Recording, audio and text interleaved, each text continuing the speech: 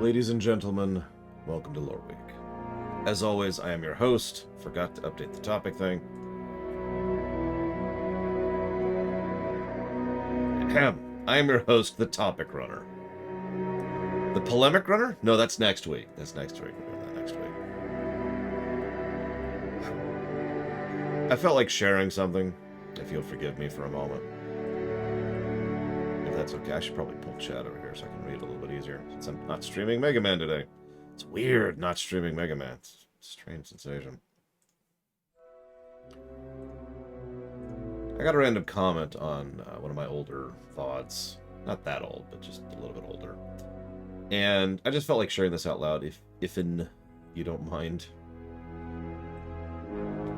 And I quote, I just wanted to say I love watching your content across both channels. I don't often get to catch the live streams, but I watch these VODs, new and old, all the time. I frequently hear you talk negative YouTube comments on these videos. I can't speak for others, but keep on being awesome, man. You've definitely had a positive impact on my life. I've been following you for years and years at this point.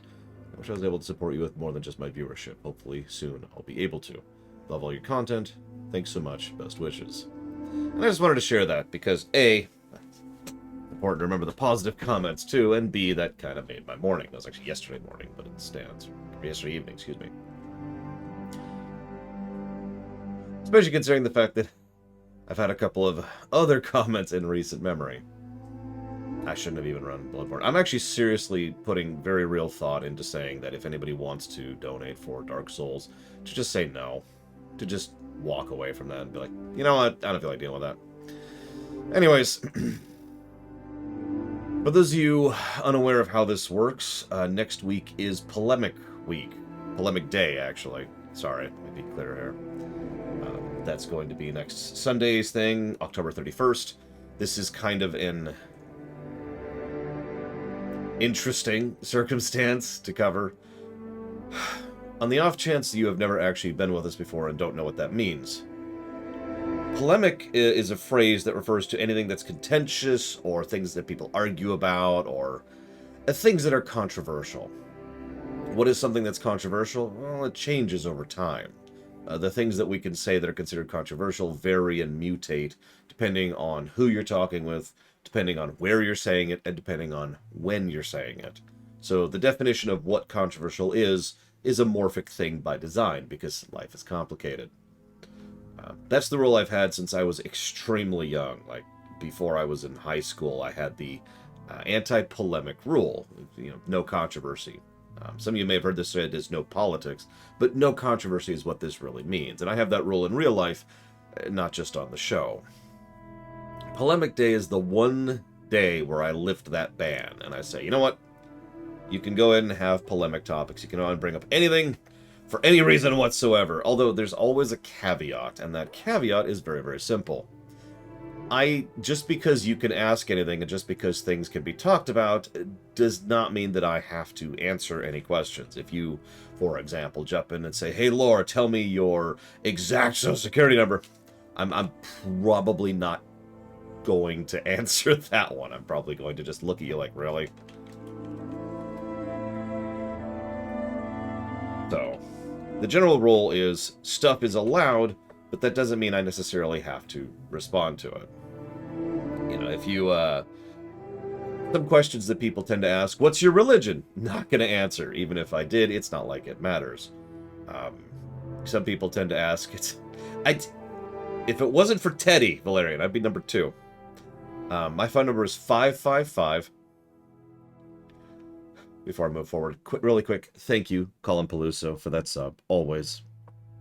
I put that towards Mother 3, and thank you, Rama96, for those bits. And you want me to put those towards Fallout New Vegas, you got it.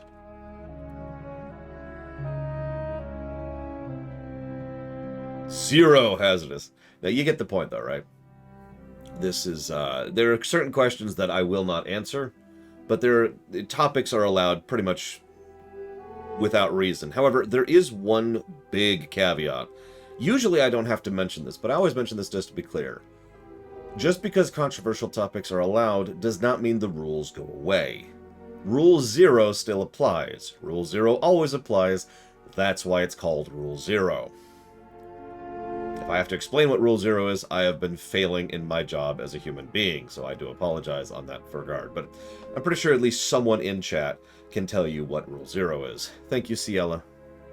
Very much, as always. 3.5 years. Wow. And Bard's Tale. Yeah, Rule 0. Don't be a dick. There will be no streaminations next week.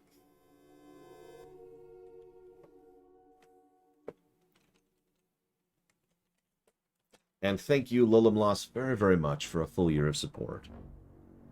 You are awesome, as always. Thank you. Welcome to the Year Club. If you know what you want to put that anniversary sub towards, please let me know.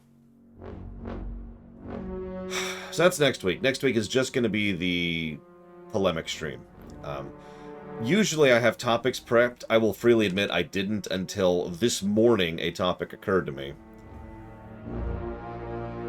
And then another topic occurred to me. I'm not sure if I want to talk about the other topic, but I definitely have a single topic. The topic I'm not sure I want to talk about. Let me just look this up to make sure I don't misrepresent this really quick here. Yes, we're going to talk about the Great Pumpkin. Nope. Yep, it is, I'm correct. The topic I'm not sure I want to talk about is Liberia. If you happen to not know what that is, don't worry about it. If you happen to know what that is, you probably know why I'm hesitant to talk about it. Anyways, so that's next week. Otherwise, we're going to have normal streaming schedule. However, there is one caveat. So obviously, we don't stream on Mondays. Tuesday, we will not be streaming in the morning because I have a doctor's appointment for the nose. This is just a checkup. This should, by all accounts, be the last checkup to be no really. Assuming absolutely nothing is going wrong with it, we're cool. That being said, if anything goes wrong, I will, of course, let you know. And then we will start streaming Mega Man X5 whenever I get home from... Because I have to get groceries, too, at some point. I have to go get food at some point. I can't just live off of air and lore. Man cannot live by lore alone. So I will be getting groceries on the way home from that, and whenever I get home, get everything settled, and get ready for work, that's when we'll start streaming. I'm not sure when that will be, but that'll be Tuesday. I just wanted to give you guys a heads up on that one. Anyways, I think that's it. Looking at my notes here. Some people have been asking me, so I mentioned that if we got the lines in for the next Lore Walker Theater we're working on, within a certain period of time, there was actually a reasonably good chance that we would go ahead and launch that theater pretty much immediately after the FF9 theater, which has been going very well so far. I have not gotten those lines. So, probably not going to happen. We're probably going to go ahead and have a pause period there. Heads up and FYI as usual. Several other people have also been asking me what's going on with the Trek rewrites. So, let's talk about that for just a second. Now, I love doing the Trek rewrite. It's incredibly intellectually and creatively stimulating. I have the creative bug. I actually imagine a lot of you know what I'm talking about. If you don't worry about it. But anybody who's creative knows what it's like. You want to create, right? Music, books, painting. Like you feel it is a desire. It's something that could honestly be considered a need. The need to go and build or make or design or do, right?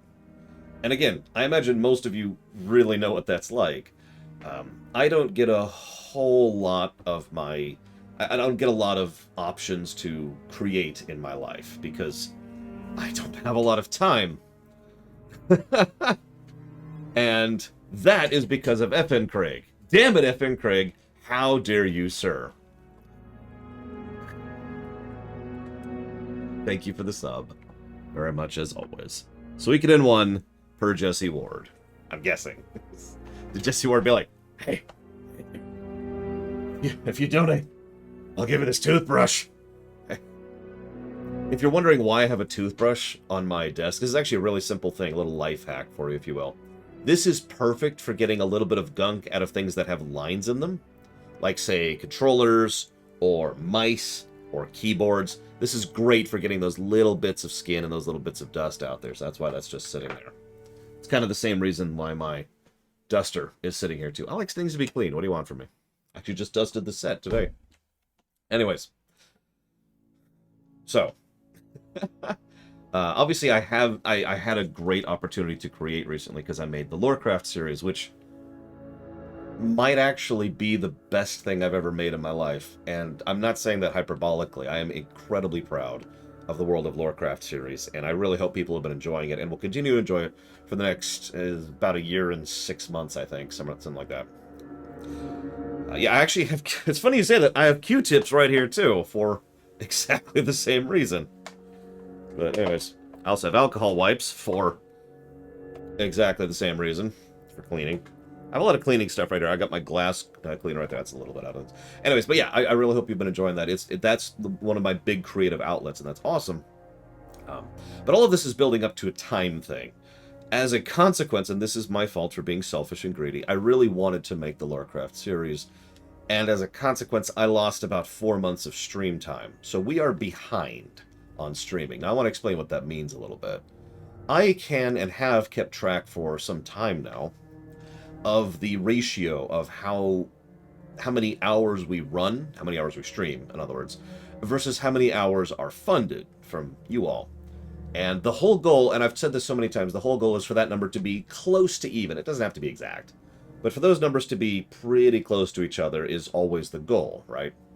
This is one of the reasons why we do things like have the possibility of changing the variable of how much a game costs in order to fund. Because that's a variable we have to do that. The other thing to keep in mind, of course, is the fact that someday, and I've said this out loud before, I want to stop streaming 10 hours a day. I love streaming, don't mistake me, but I've been streaming for 10 hours a day for almost 2 years now. It is starting to wear on me more than a little bit. Now, we can't stop that yet because we're still playing catch-up, because right now we are 148 hours behind, entirely because of that Lorecraft thing I did. Now, what does this all have to do with the Trek rewrite? This is one of those funny coincidences. Even though the Trek rewrite is a wonderful, absolutely wonderful creative exercise, and I love doing it, and I love hearing people's thoughts and opinions on it. I love sharing and having the writer's room and putting together the animations and all that stuff. The truth is, it takes a lot of time, which I don't have. So if you're wondering, one of the reasons why the Trek rewrite, for example, didn't go live last week and why it hasn't been going live with more regularity, it's because it's going live when it's finished. It's not going on hiatus, it's going to go live when it's finished. Now, I do still work on it every week, but the problem is sitting down and doing about 80% or so of the rewrite is actually really, really simple and really, really easy. I'm saying that wrong. It's actually very complicated and very difficult. It's the exact opposite of what I just said. But it is not very time-consuming. Animating those videos is incredibly time-consuming. Anybody who's ever worked with animation knows just how much time it takes to do something like that. It's one of the reasons why I tend to praise that when I see that in shows and games and movies, because I know exactly how much work that takes. Even though most of the Trek rewrite videos are only 2 minutes long by design, in order to limit the amount of time they take to do, there's only so much I can do with that, right? For example, right now, I actually have a... Dorkly put out a video, which... I don't find Dorkly that funny, I'll be honest, but I keep watching them just kind of out of habit. I watched it this morning when I was eating my breakfast. They put out a video where there's a Clefairy who's Daredevil, it's a long story, and, or excuse me, a Clefable who's Daredevil, who's just punching the way through it. And I don't want to... That's whatever, right?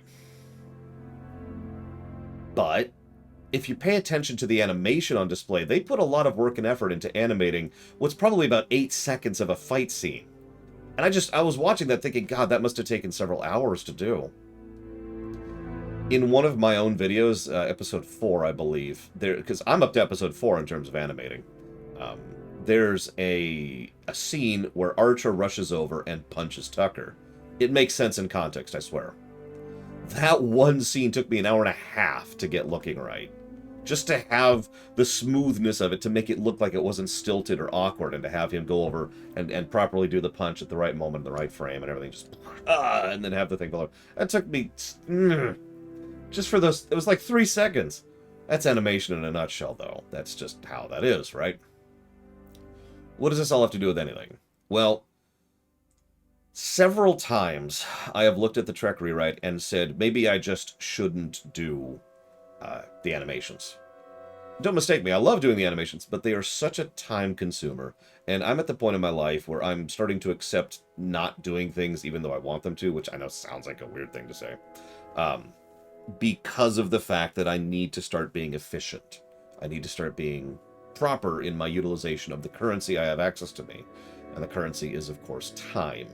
I have recently stopped doing certain things in my life, personal stuff, but also I've recently stopped doing stuff with regards to how I operate in, like grocery shopping I've gotten more efficient about, and ordering stuff I've got more efficient about, and cooking I've gotten more efficient about, because I'm at a point in my life where I need that extra time.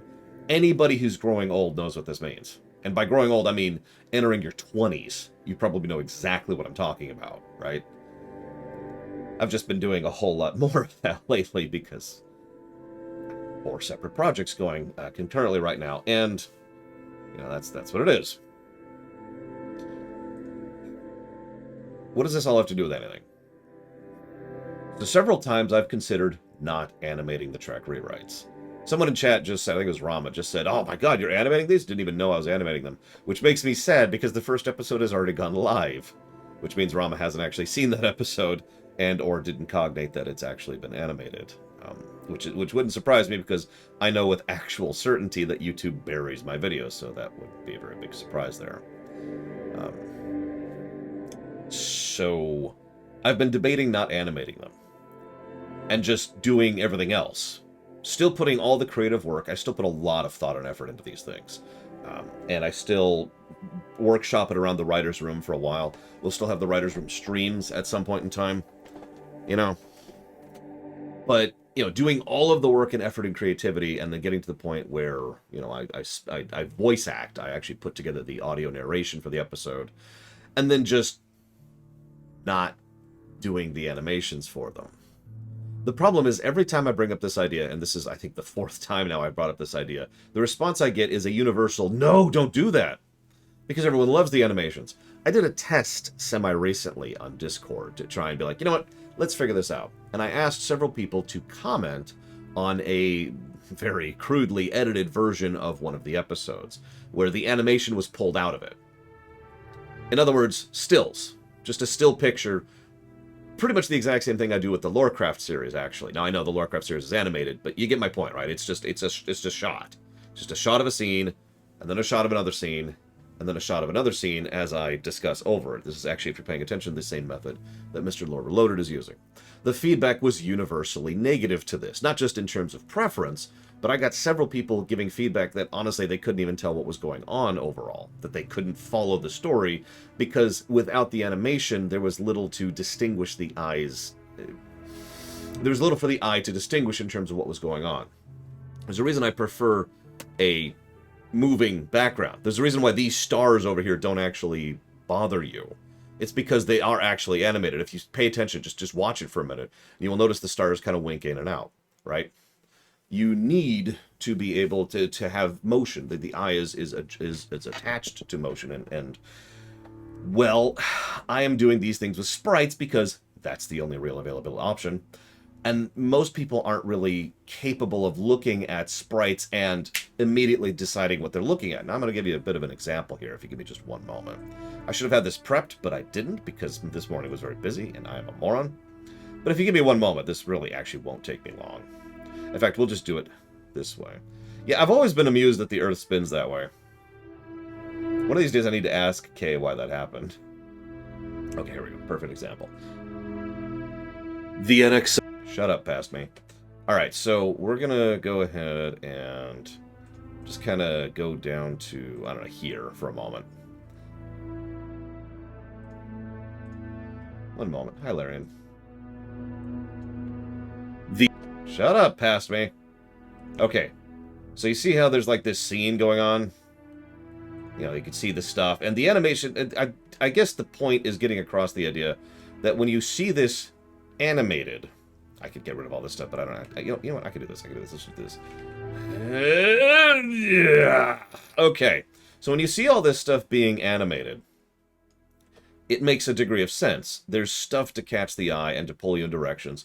And the point is, you can literally have an idea of what's going on, even if you don't know how to catch, you know, these kinds of visuals, right? Like, even if you don't know, hey, Mega Man, even if you don't actually know what you're looking at, you can kind of infer what you're looking at because of the fact that it's moving. And I do a lot of little camera seeking stuff. And I do cinematography, for lack of a better way to put it, with the animation to make your eye be drawn to the right things at the right times so you understand what you're looking at, right?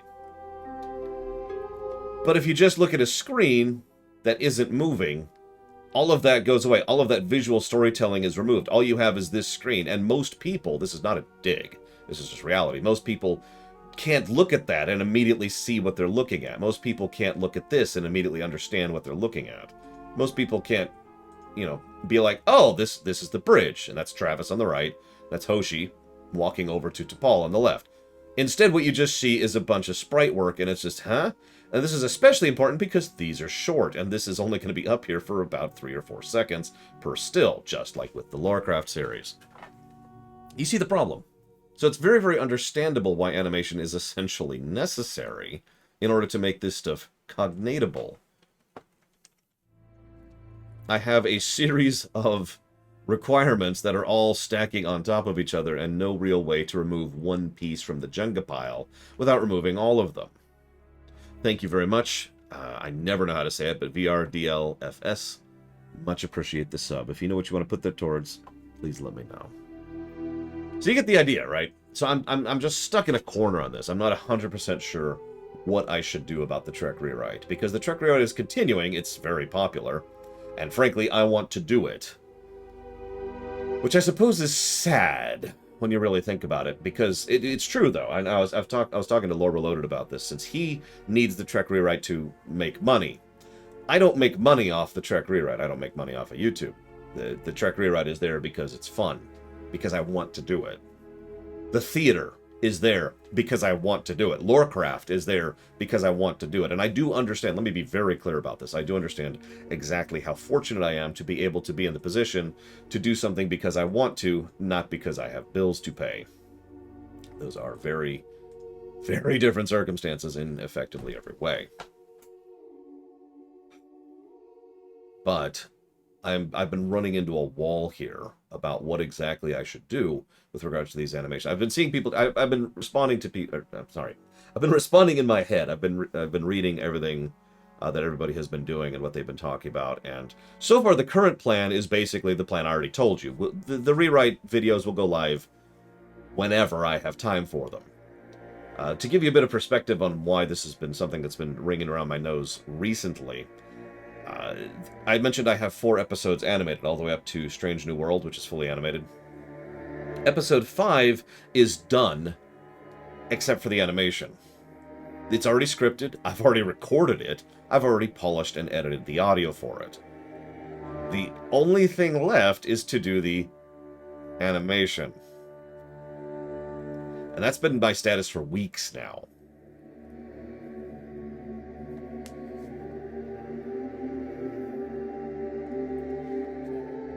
Now, you're probably thinking, oh my god, have you gotten any Trek rewrite work done? Actually, yes.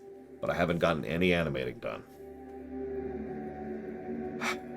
Does Lore Reloaded do his own version of the rewrite? That actually kind of makes me a little bit sad. But yes, my video contains a link to his video. His video contains a link to my video. And we release them pretty much within like a minute of each other in order to try and cross-reference. There's a whole thing that YouTube does for those kind of cross-referencing videos, which is good. Do I have anyone else able to do it? Do I have anyone able to? No, NerdPix is the short answer. I do not have the money to pay an animator what they are worth in order to do these. That's not on the table. Again, animation takes time. That's the consequence. And time either costs a lot of money or a lot of time. That's how that works. One moment here. Let me pull this up because I'll show you his video too. Ironically, he actually made a comment. This actually amuses me. He put together his initial draft of his version of episode 1. And I was like, no, don't do this. This is awful. And he was like, what do you mean? I was like, well, blah, blah, blah, blah, blah, blah. And I'm not going to give the specifics. That doesn't matter. The thing that matters is my suggested rewrite actually makes it a lot quicker and easier for him to do it.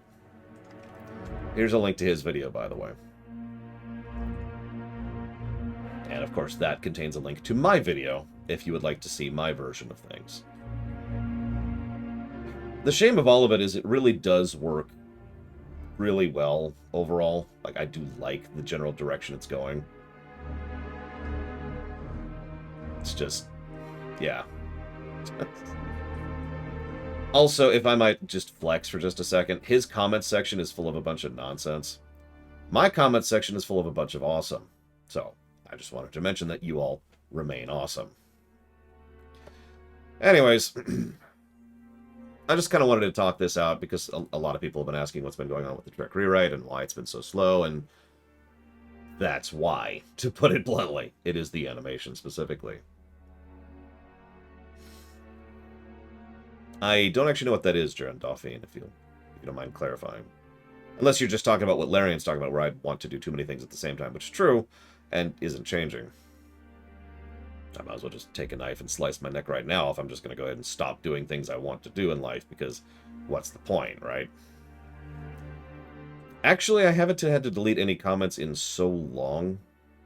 Not counting bots. I don't count bots in that. I would have to seriously think about the last time I've had to delete a comment on my channel. No, that's not true. I can think of one. One comment I had to delete, which I did, and banned his ass for it. But, you know, other than that.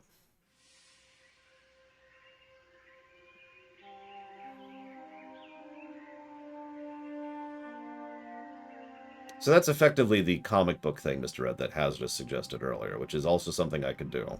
That's kind of an in-betweeny thing. It would still be animated in the sense of the work that's working on, and that animation is still something that would take time and effort. It would just take less time and effort than what I was doing. You know, here, let me show you what I was talking about. Give me a second.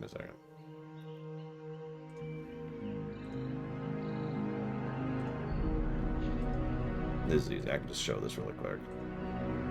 Because I just feel like showing it off, and if you have a problem with that, then that sucks to be you. Okay, so check this out. You see this up here? So, here's episode 4, right? So I want you to pay attention to this scene, right? So there's T'Pol. There's Tucker. Tucker advances on T'Pol with a gun. Archer walks up.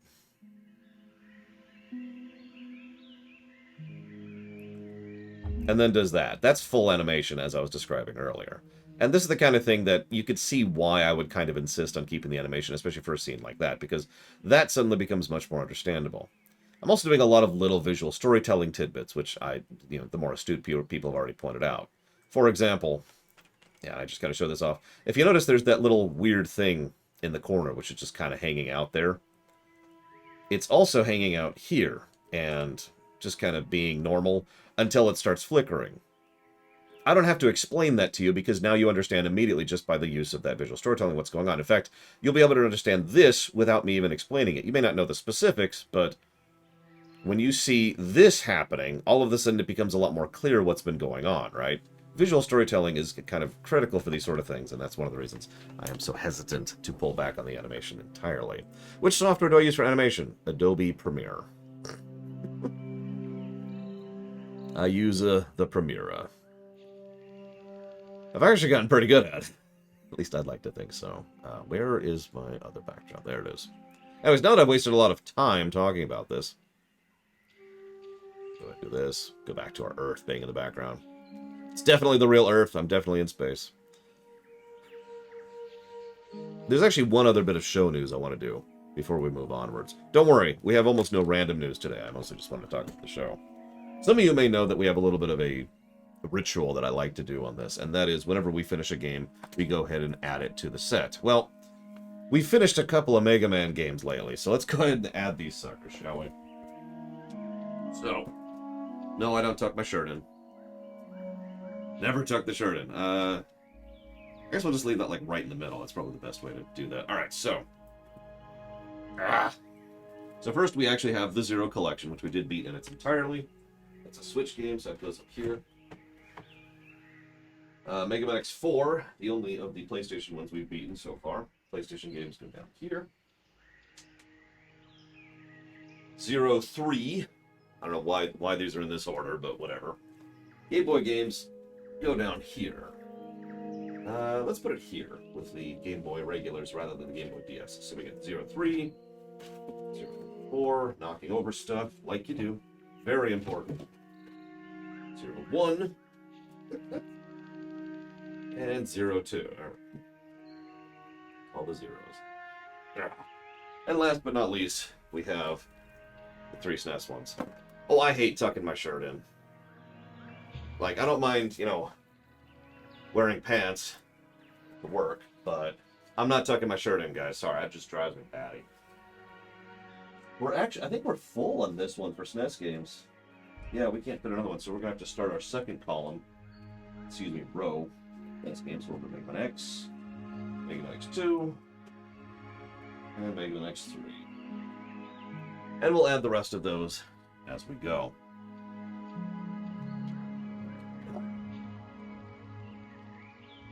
These are the shirts that are comfortable, Dream Whisperer. And also, I like the look of the collar. That's an interesting question, Imperial Star Destroyer. Oh, I always wear pants while streaming. I show it off periodically just to remind you that I always wear pants while streaming. So, Imperial Star Destroyer asks a thing really quick here. No, we absolutely are not hazardous. There's nothing to talk about anyways. Not only is the investigation still ongoing, but really, this is a failure on behalf of someone, or deliberate sabotage, and it's probably the former. Anyways.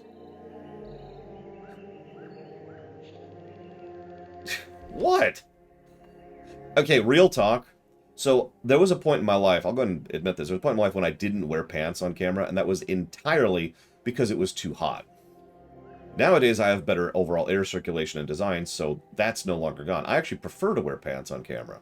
It makes me...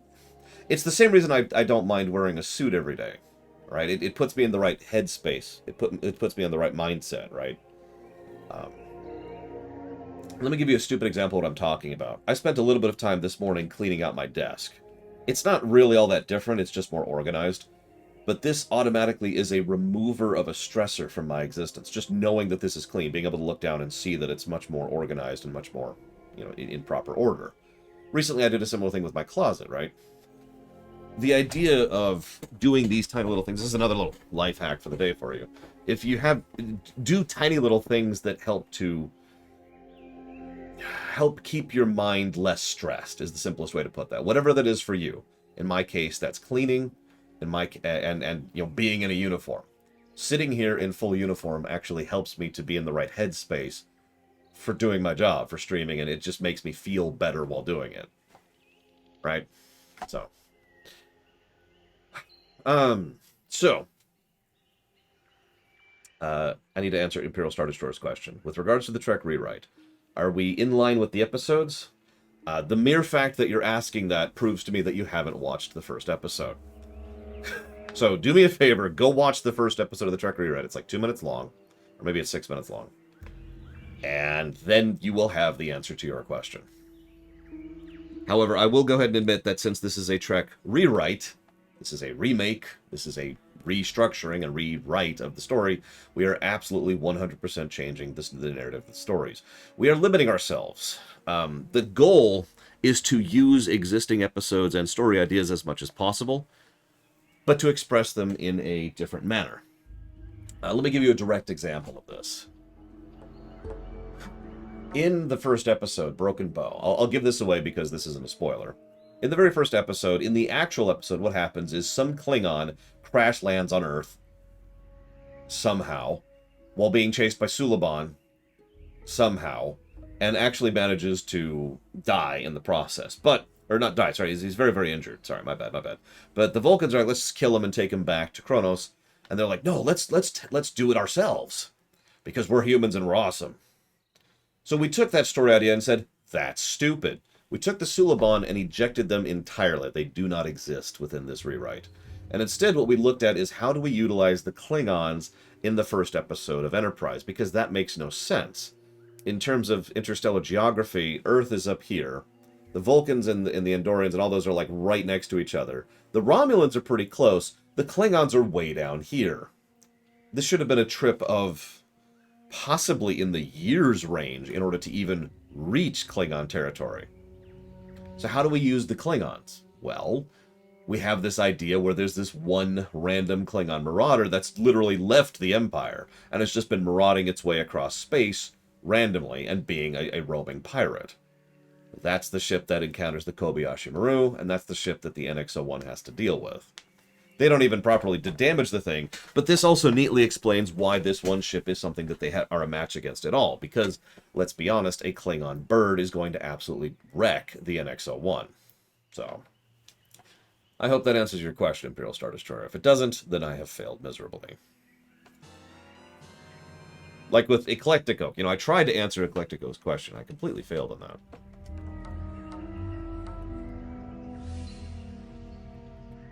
One moment here.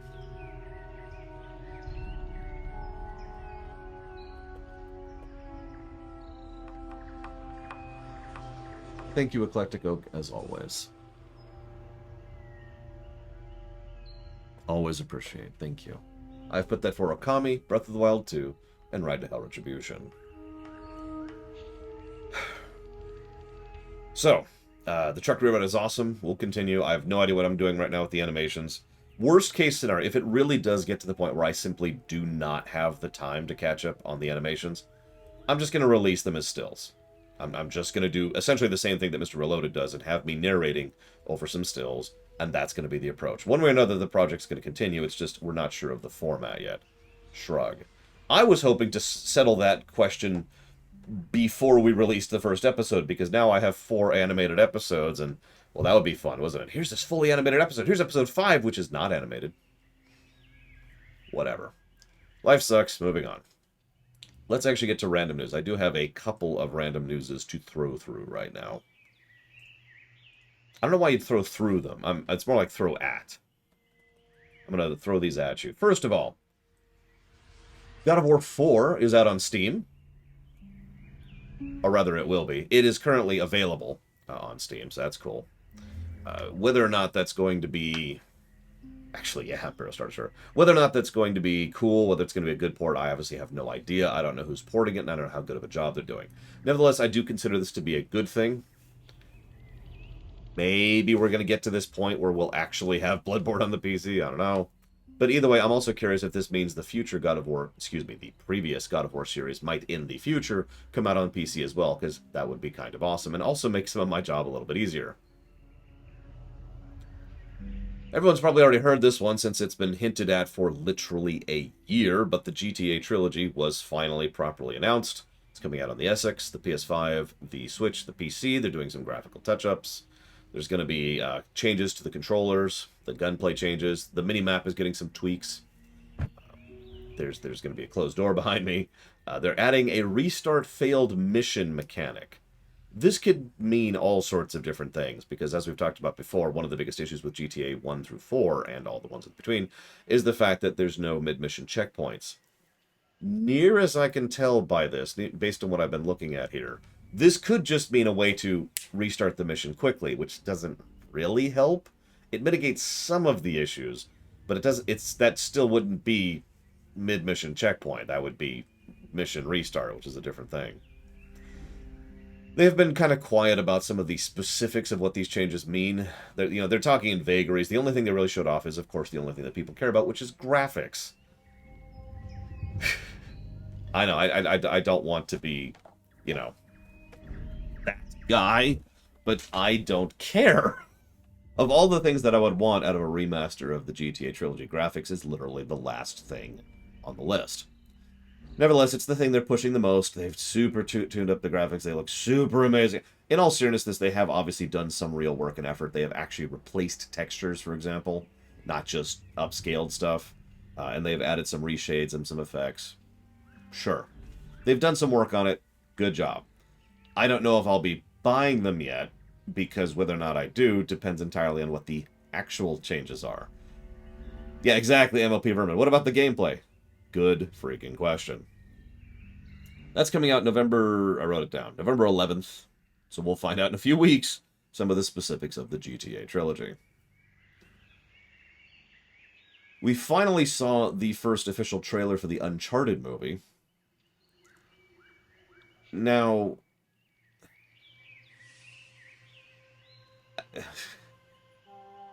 For those of you not aware, the Uncharted movie has actually been talked about and in production for years at this point. This is not technically news.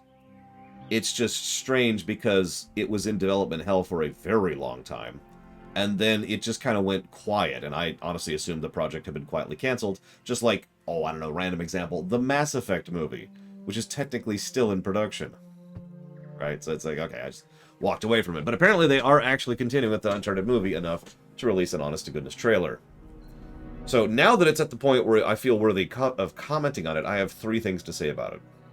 First of all, why is Tom Holland playing Drake?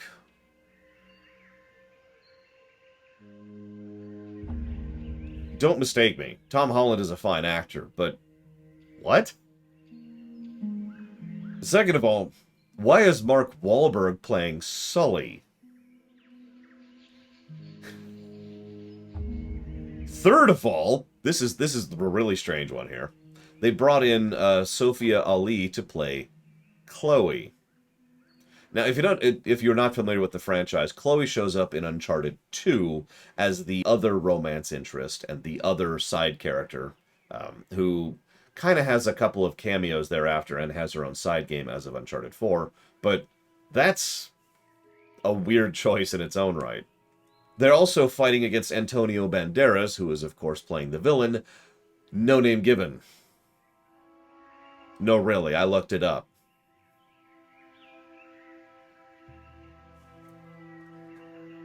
Obviously, this is a take on it, and that's fine. You know, it doesn't have to be literally Uncharted 1 in movie format. I don't even want that, to be completely blunt. I'm one of those weirdos who actually liked the Warcraft movie, for example. But the fact, maybe it is just Antonio Banderas. Maybe he's just playing himself. I don't know, that's happened before. But I do have to admit, even though they're doing their own thing, and I'll reserve judgment until I see it, if I ever do, because I don't know anybody who actually wants to see it right now. The long and the short of it is I look at this like this is just a very strange setup. I got nothing. Anyways, moving on. Yes, he's playing Evil McEvilson.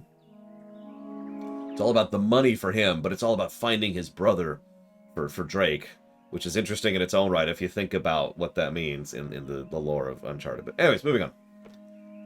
Vampyr got patched. How's that for a weird one?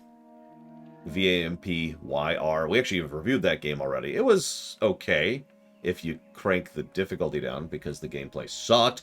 But no, it was actually surprisingly good, and it led to some of the most ridiculous stuff and memes we've ever had on this show.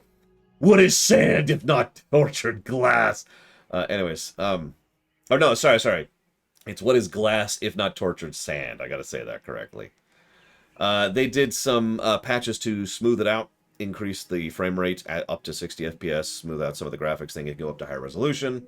And supposedly they did a round of bug fixing too. I don't know all the details here because obviously I'm an idiot and a moron and didn't look into that, but it's interesting to note that they actually bothered to go back and patch it, which, you know, I'm kind of with that. I've talked before about these people whose names I suddenly can't think of because I'm just that stupid. Oh, for God's sakes.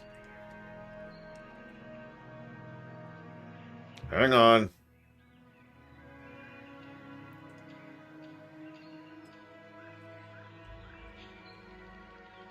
Don't Nod. That's them. Don't Nod. We've actually talked about them recently with regards to developer. And generally speaking, I tend to be more in favor of them than not in terms of the stuff they've put out, which is one of the reasons why, you know, I was willing to give a few things a chance, and why Twin Mirror actually caught my attention, so whatever. But either way, just thought I'd comment on it. Moving on. Speaking of patches or lack thereof, here's a fun one for you. Cyberpunk and Witcher 3 both have next-gen editions, which they've been working on for, at this point, over a year. Those have been delayed. This is amusing in its own right to me, because on the one hand, I've heard a lot of outrage about this from various things, saying, oh my gosh, this has already taken so long, blah, blah, blah, blah, blah. What I find amusing is that this seems like exactly the correct choice. I'm just going to go ahead and read the actual investor announcement here, and I quote, CD Projekt Red wishes to provide an update regarding its publication schedule for 2021 as concerns the release of the dedicated versions of Cyberpunk 2077 and Witcher 3 The Wild Hunt for next-gen consoles, aka the Xbox SX and the PlayStation 5. The management board of the company hereby announces that based on recommendations supplied by persons supervising development, it has decided to allocate additional time to both projects. The company currently intends to release the next-gen version of Cyberpunk in first quarter next year and next-gen Witcher 3 in second quarter next year. Lol. We'll see where that goes, because, of course, who knows? I'm sure Cyberpunk is a perfectly fine game right now. I will be completely honest, I haven't even looked into it. We played the game, we're done. They haven't even done any expansions. Moving on. It does not, Loner. I literally just read to the entire announcement, and as usual, I will put a link to all this stuff in the video comments, or in the description below, as I always do. That leads me to, I just gotcha to go ahead. I mean, better is better? Question mark. No, do you want the good news or the bad news first? I'll just ask you, because the good news is stupid and silly, and I'm the only one in the world who cares. The bad news is legal bullcrap. Bad first? Okay.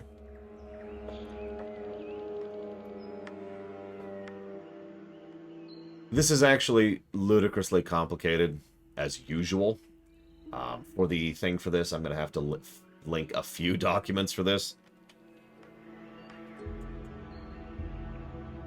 So, this is about the Actiblizzard lawsuits that are still currently ongoing. I shouldn't even call them lawsuits, that's not accurate. The current legal battles currently going on with Actiblizzard.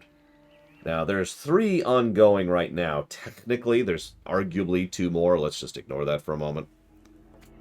But the most important thing to keep in mind is that the big one, the one that is most likely to cause long-term, lasting change to Actiblizzard, is and always has been the state of California one, right?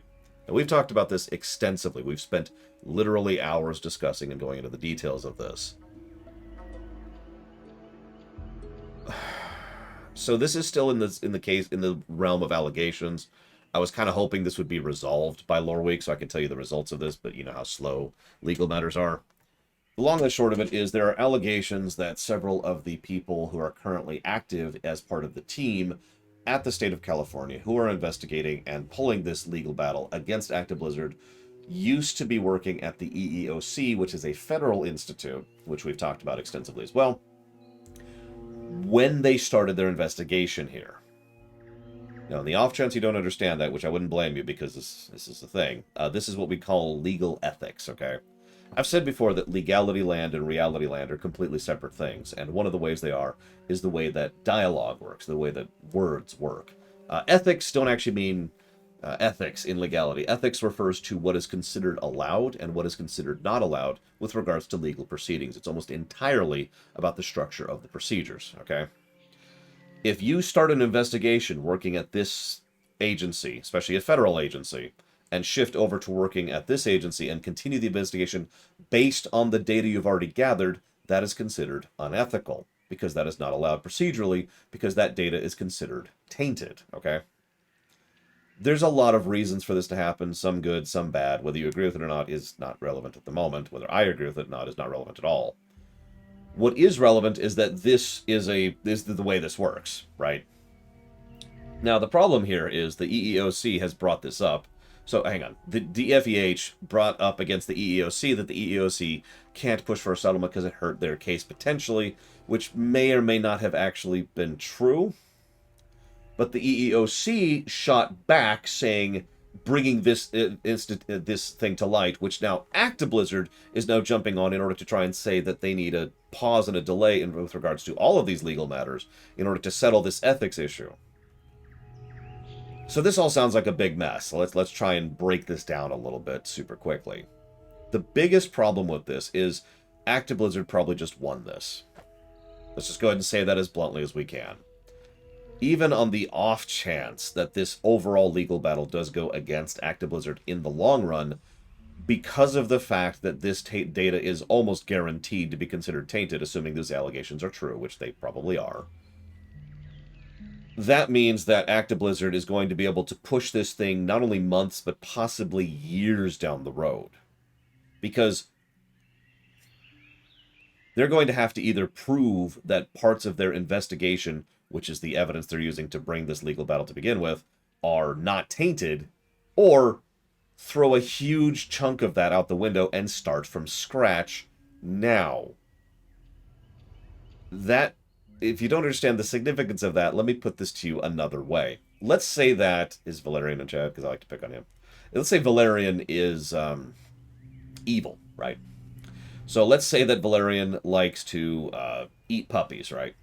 Now, let's say that Geludo has been quietly investigating Valerian for the fact that Valerian eats puppies. And then Valerian's like, aha, check it out. I've got all the, or sorry, Geludo's like, aha, I've got all this proof that you've been eating puppies. And Valerian's like, well, hang on. Due to procedural stuff, you can't use any of that evidence. Now, Geludo can say, and this is response to Hazardous' question, Geludo can be like, oh, well, I'll just start the investigation over. But now Valerian knows he's being investigated for this. And all of the previous evidence is not only something that can be, considered inadmissible, but might actually be lost or actively destroyed as a result of some of the legal things that they are allowed to do. This is a huge screw-up. Like I said, this has effectively made this, that Actiblizzard is going to win this case.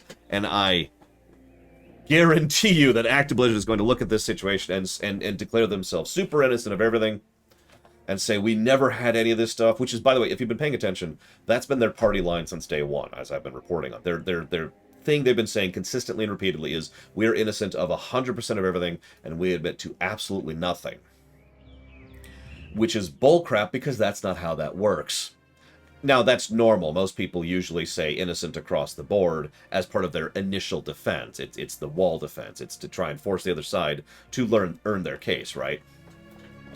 But the long and the short of that is, if this gets thrown out the window, they'll be able to say, hey, guess what?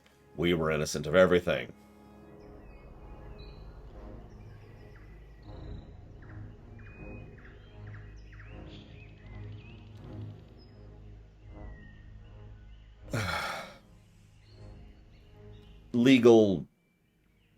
Legality, MLP Vermin, is the answer to your question. If you want me to go into much more detail than that, tough. I don't have those kind of hours to spend on that right now.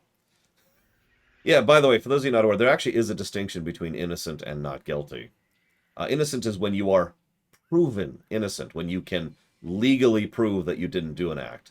Not guilty is when you cannot prove or have not proved that they are guilty, and there is a distinction between those two things. Nevertheless, I guarantee you the marketing people will spin this as innocent, even though what this will be legally is not guilty. Well, that's a good question, Hazardous. It depends on how they do it and why they do it. It depends on what happens with regards to which evidence and where, especially since a lot of this evidence boils down to not hard evidence. Now, we've talked about this before. This isn't like they're suddenly destroying videotapes. It's like, oh no, that footage of me eating that puppy is gone. That would be much more open and shut. This is more like interviews of people who actually don't even work at the company anymore. And the more distanced it gets, the more questionable that gets, and the more the details are into question, and blah, blah, blah, blah, blah, blah, blah. Now, can and will the prosecution use this in their favor? Oh, yeah, duh. But yeah, that's no longer something that's really going to be as... The evidence has become more soft instead of more hard. Let me just phrase that way. So even if all of the evidence still remains, all the interviews are retaken, scratch, and they actually managed to not destroy any of the HR records or the emails or any of the other stuff, which is questionable, the fact of the matter is that there is a very good chance that this evidence will be considered less hard simply because of the additional time involved. Remember, if this is true, they're going to basically have to start over from scratch. The initial investigation was 3 years. So this is pushing this way down the line. This is not good. There's nothing good about this. I know some people who just want Actiblizzard to burn, which is fine. I'm with that. I can hope Google burns with the recent thing. I need to bring that up too. I'll bring that up next week. I know some people who really just their hearts go out to the people who have been affected by this on all sides. You know, the innocent people, the people who don't have any part of this. I know that several people, just want this whole thing to be resolved. I know some people don't even want to talk about that anymore. But the long and the short of this is this has probably shoved this into the, well, that was their one shot territory, and that's the end of it. Thank you very, very much, Poelicus, as always. Much appreciate, much obliged. And I'll put that towards Dragon Age 2.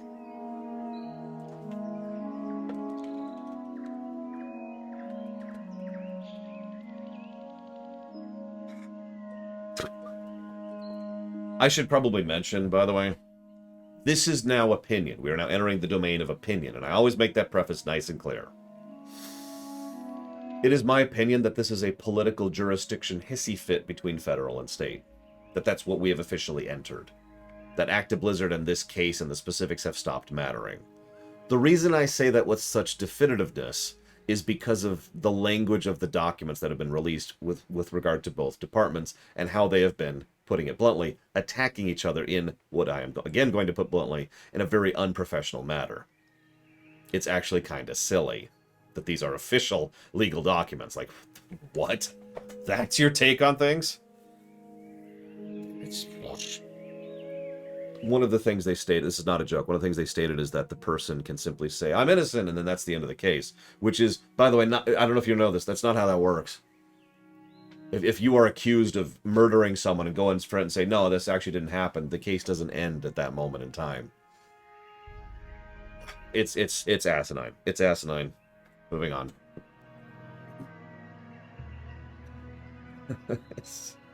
Jurisdiction crap. Moving on. I said there was some good news. At least good to me and not to the rest of them. I'm actually curious how many of you are enthused/excited about this. Concerned Ape released a teaser of the next game he's working on. How many of you care? I'm actually kind of curious. Now, since not everyone's up on names, I'll go ahead and tell you Concerned Ape was the developer, the sole developer, who worked on a game you may have heard of called Stardew Valley.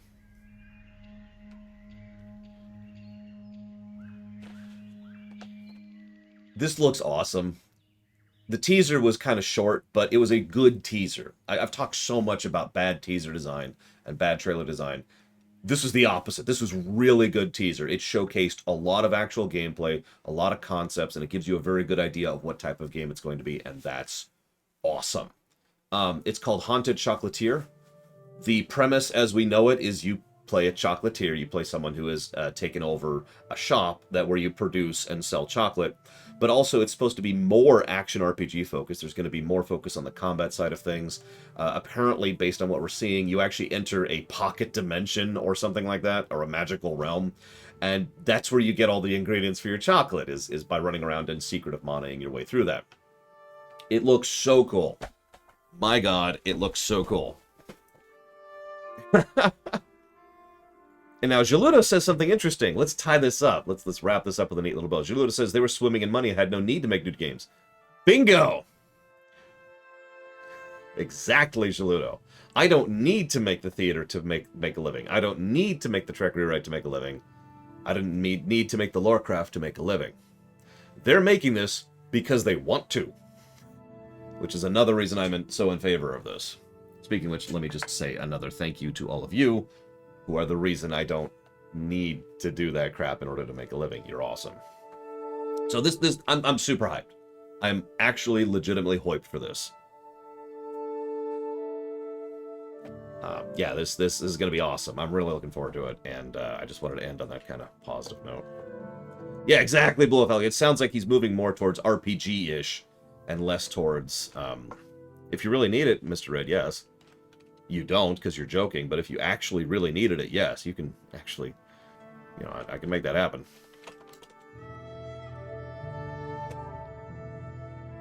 Thank you, Spartan, very much, as always.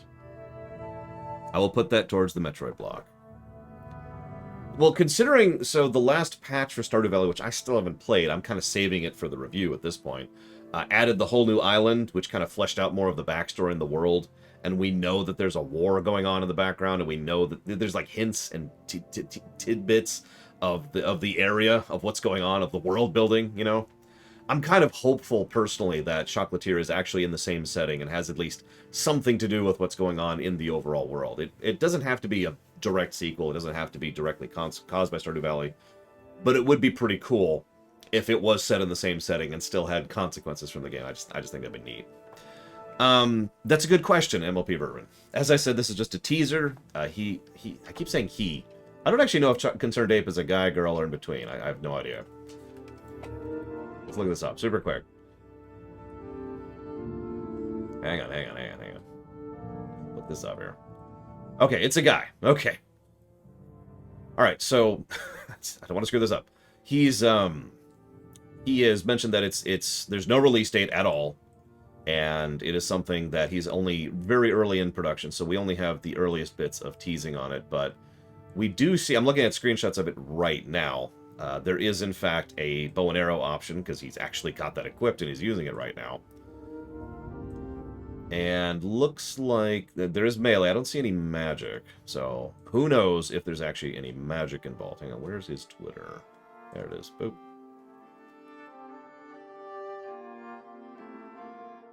That doesn't say. One of the things he's already been asked about this is which platforms will it come out on? And I quote, "The only platform I am 100% certain about is PC. However, I have every intention of bringing it to the other major platforms as well, which would follow the logic of Stardew Valley, which PC first and then port out is how that works." So, consequently, I should probably go ahead and mention that I've actually beaten, quote-unquote, Stardew Valley 2.5 times. One time on myself, on the PC, one time by myself on the Switch. It was my go-to-sleep game for a while. And then the other half is various playthroughs, which I haven't completely finished, with friends, because Stardew Valley has co-op, and that's awesome. So yeah, no, I'm super hyped. I really am. Yes, they actually, so, I'm sorry. I guess we could talk about that too, FN Craig.